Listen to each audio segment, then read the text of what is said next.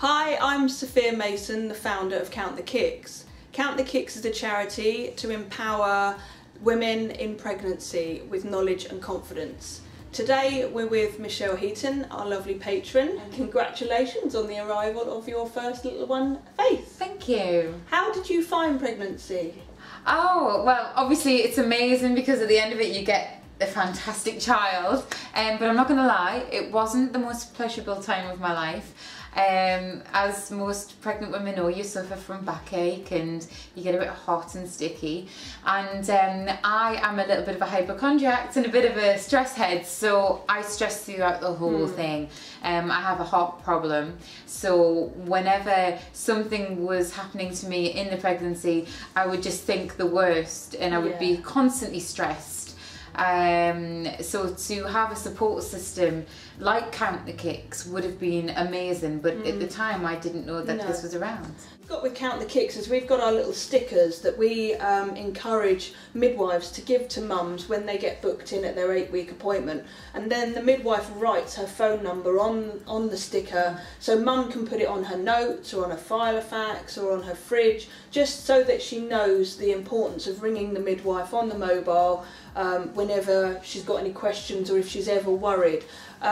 A lot of the time, obviously Count the Kicks, the name of the charity, does what it says on the tin. We obviously promote people to be aware of babies' movements. So did you find that Faith was a wriggler? Did she move around a lot? She was very much a wriggler. She kind of got herself into position really early on, so her bum was kind of at this side, and that meant her legs and arms were free to kick this side. So and she was very active, especially between 7 PM and 10 PM. I knew exactly when she was going to be at her most active, and it was very similar every single day, and that's what I've become aware of. So when I had the day when she wasn't very active between 7 and 10, it was only then when I rang NHS Direct to find out what I could do, and then they recommended I went straight to hospital to get monitored.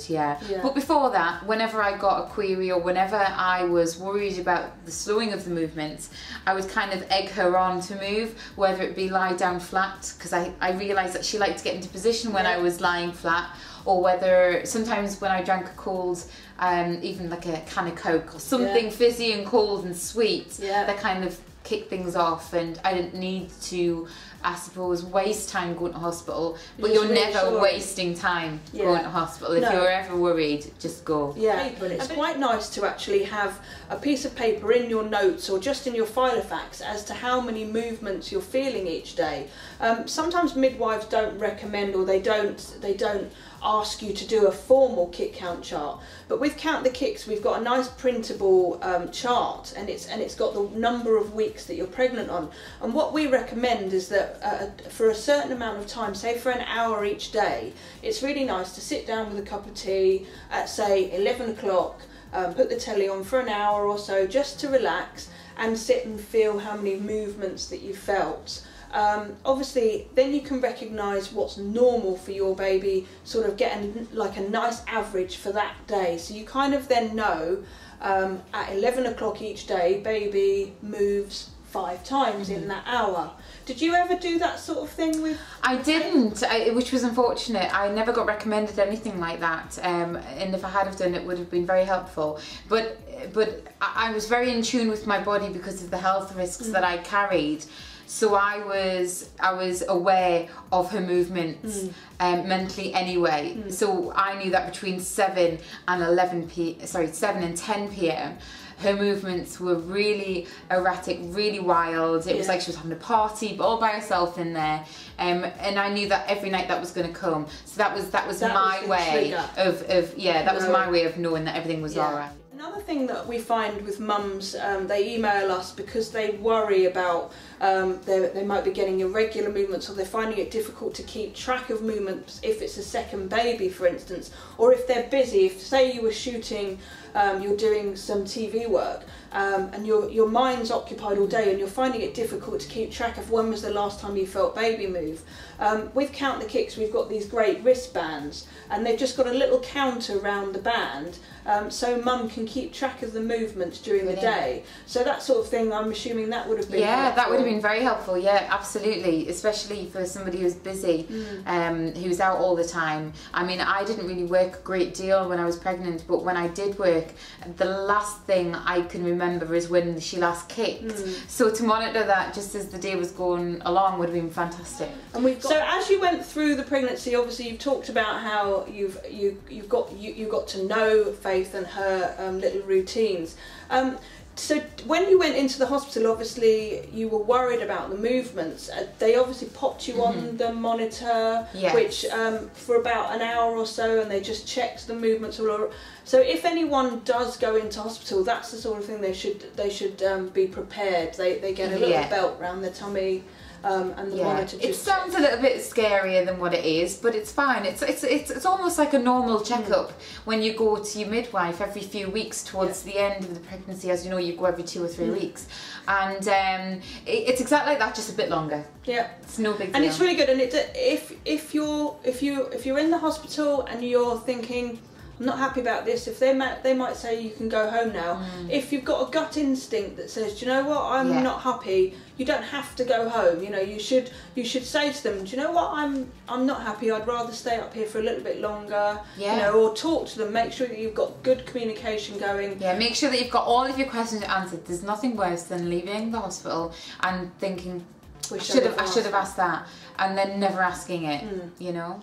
We've got this new fundraising idea called the Big Push, which is obviously helping mums to prepare for their own big push, as it were.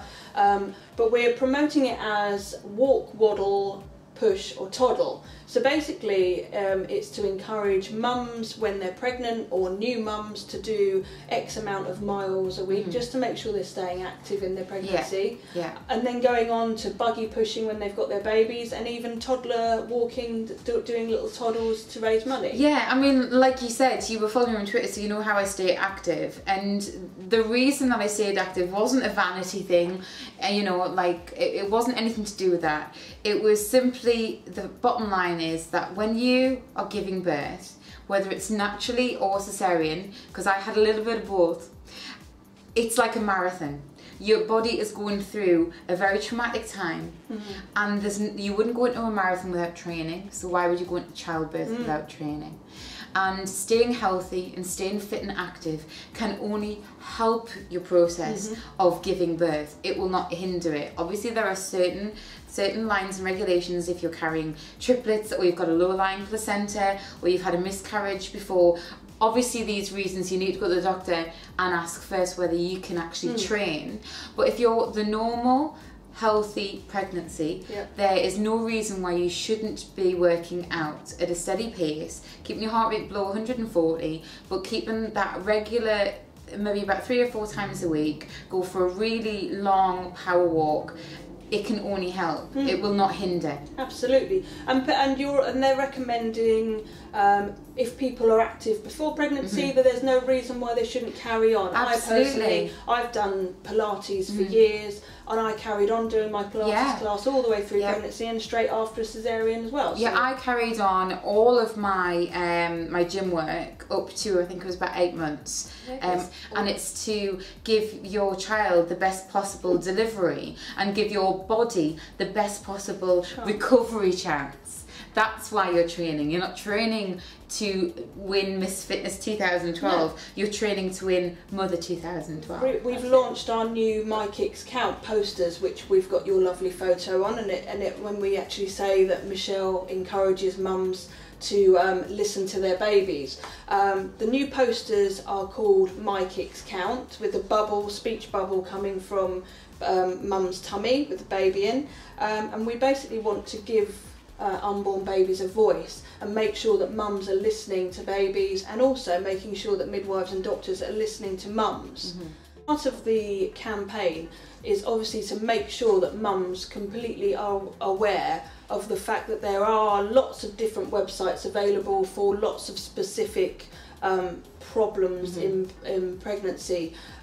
So we obviously, our website links to lots of different specialist websites, but we want to be, as I said, the voice of the unborn baby, and we just need to keep reassuring mums that they need to follow their instincts, that mother's instinct is so important. But at the beginning, and I'm a very strong woman, I felt intimidated to make my own decision, because I kind of felt like I was being led towards a decision that I would never have usually took.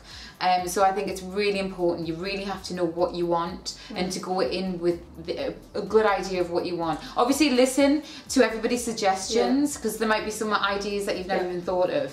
But I wouldn't be pushed into something that you don't feel comfortable with. At the end of the day, this is the most important thing that you will ever do. You're going to give birth to your child. It needs to be in the way that you want to give birth to. But also, I think personally, you shouldn't have one thing in your mind and that is the only way that you can do it. Things change. Things definitely change. Yeah. And sometimes it's out of your hands. Yeah. But actually, the most important thing at the end of the day is that you and your baby are happy and healthy. Yeah. And that's the most important thing. So it's a matter of being confident, being equipped, being empowered with lots of knowledge. I mean, you've got to get to the birth. Absolutely. Actually get there, and you've got to be in a good frame of mind. So we're very much, we encourage anybody to do anything they want to do, as long as it's an informed choice. Yeah. So I hope personally, with the future of Count the Kicks, that we're going to promote positivity in pregnancy. We're going to make sure that women are doing things for themselves, and obviously, as we've said, encourage them to take responsibility all the way through. And I hope then it's going to lead to a healthier Britain all in all, because we're going to be bringing healthier babies into the world. Absolutely, and that can never be a bad thing. Yeah.